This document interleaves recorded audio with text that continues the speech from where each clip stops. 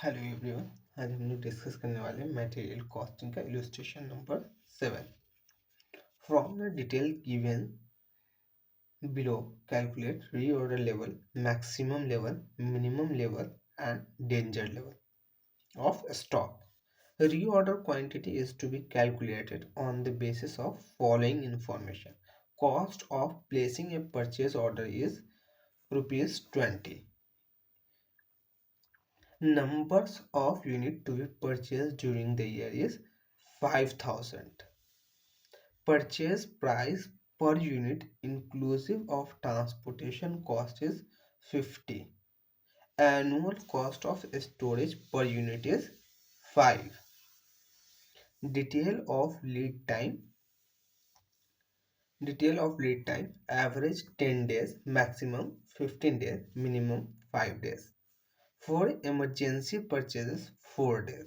Rate of consumptions average 50 unit per day, maximum 20 unit per day.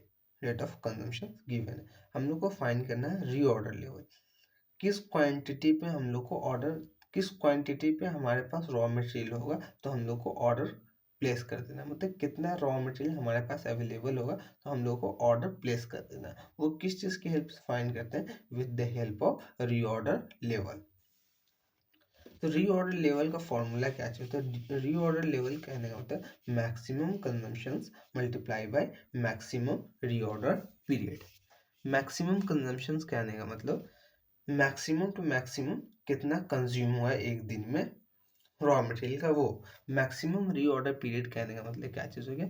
हम लोग जो order place करेंगे supplier को ऑर्डर प्लेस करने के बाद कितने दिन के अंदर में रॉ मटेरियल हमारे पास पहुंच जाएगा, मतलब ऑर्डर प्लेस करने से लेकर के ऑर्डर रिसीव करने का जो टाइम पीरियड होता है उसको हम लोग रीऑर्डर पीरियड के नाम से जानते हैं। मैक्सिमम रीऑर्डर पीरियड कहने का मतलब कितना ज़्यादा टाइम लगेगा, सबसे ज़्यादा कितना टाइम लगेगा ऑर्डर प्लेस करने से लेकर के ऑर्डर रिसीव करने तक का जितना भी सबसे ज़्यादा टाइम हो उसको मैक्सिमम रीऑर्डर पीरियड के नाम से जानते हैं।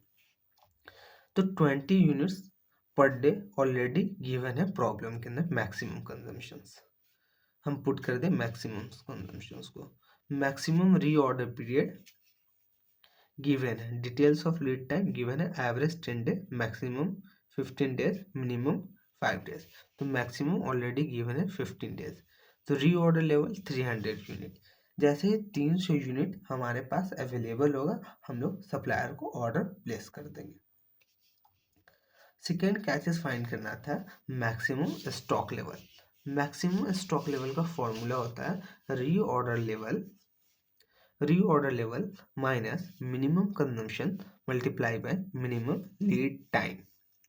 रीऑर्डर लेवल ऑलरेडी हम लोगों ने वर्किंग नोट नंबर 1 की हेल्प से फाइंड कर लिया है, that is 300 units. 300 unit find कर लिया माइनस मिनिमम कंजम्पशन देखते प्रॉब्लम में गिवन है, नहीं रेट ऑफ कंजम्पशन दे रखा है, एवरेज कंजम्पशन दे रखा है 50 unit per day, maximum consumption दे रखा है 20 unit per day, but minimum consumption नहीं दे रखा है। तो हम लोग मिनिमम कंजम्पशन फाइंड कर लेंगे। And minimum lead time problem में गिवन है, 5 डेज। उसको हम लोग पुट कर ले मिनिमम लीड टाइम।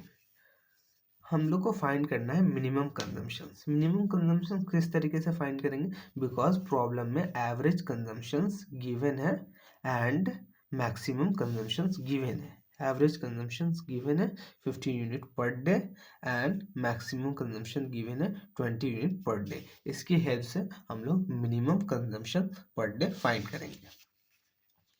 तो एवरेज कंजम्पशंस का फॉर्मूला होता है maximum consumptions plus minimum consumptions divided by 2। Average consumptions already problem में गिवन है 50 unit, maximum consumption already problem में गिवन है 20 यूनिट्स, मिनिमम कंजम्पशन नहीं गिवन है तो मिनिमम कंजम्पशन की जगह पे हम लोगों ने कुछ नहीं पुट किया, डिवाइडेड बाय 2। अगर ये 3 चीज़ का इन्फॉर्मेशन दे रखा है, 2 चीज़ का इन्फॉर्मेशन दे रखा है, average consumption and maximum consumption का, तो हम लोग उसकी हेल्प से मिनिमम कंजम्पशन फाइंड कर लेंगे। तो 50 यूनिट मल्टीप्लाई बाय 2 30 यूनिट आ गया, equal to 20 unit plus minimum consumption हो गया। इसलिए minimum consumption equal to 30 unit minus 20 unit. Minimum consumption जो आ गया वो 10 यूनिट आ गया हम लोग का। तो मिनिमम कंजम्पशन हम लोगों ने वर्किंग नोट से फाइंड कर लिया। तो मिनिमम कंजम्पशन को पुट कर देंगे मैक्सिमम स्टॉक लेवल वाले फॉर्मूला में, मैक्सिमम स्टॉक लेवल वाले फॉर्मूला में। मिनिमम कंजम्पशन कितना आ गया, 10 यूनिट्स आ गया। तो 10 यूनिट्स को हम लोगों ने पुट कर दिया, किसके कहाँ से आया, वर्किंग नोट नंबर 3 हम लोगों ने बनाया। तो रेफरेंस लिख लिया वर्किंग नोट नंबर 3। तो 50 यूनिट मल्टीप्लाई बाय 5 50 यूनिट आ गया। 300 यूनिट था, 300 यूनिट माइनस 50 यूनिट, तो 250 यूनिट मैक्सिमम स्टॉक लेवल आ गया। तो हम लोगों ने दो चीज़ फाइंड कर लिया, रीऑर्डर लेवल फाइंड कर लिया, मैक्सिमम स्टॉक लेवल फाइंड कर लिया, और तीसरा क्या चीज़ फाइंड करना है हम लोगों को, मिनिमम लेवल फाइंड करना है।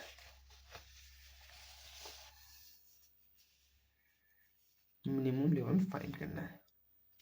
मिनिमम लेवल का फॉर्मूला जो होता है वो होता है reorder level minus average consumption multiply by average lead time. Reorder level already हम लोगों ने वर्किंग नोट नंबर 1 से फाइंड कर लिया, 300 यूनिट, 300 यूनिट, ठीक है। एवरेज कंजम्पशंस ऑलरेडी गिवन है प्रॉब्लम के अंदर, 50 यूनिट हम लोगों ने पुट कर दिया, multiply by average lead time. Average lead time problem में गिवन है, हम लोगों ने एवरेज लीड टाइम को पुट कर दिया, ठीक है। रीऑर्डर लेवल हम लोगों ने वर्किंग नोट नंबर 1 में फाइंड कर रखा था, एवरेज कंजम्पशंस गिवन है, एवरेज लीड टाइम गिवन है प्रॉब्लम के अंदर।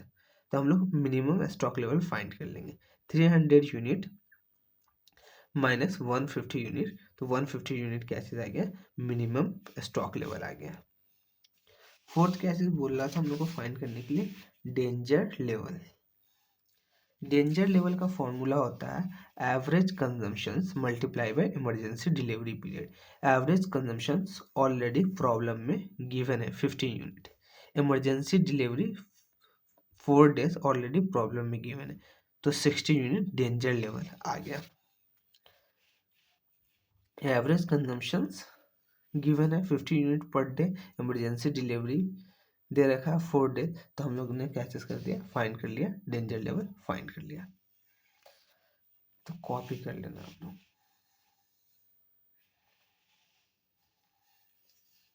अगर आप लोगों ने कॉपी नहीं किया तो कॉपी कर सकते हो।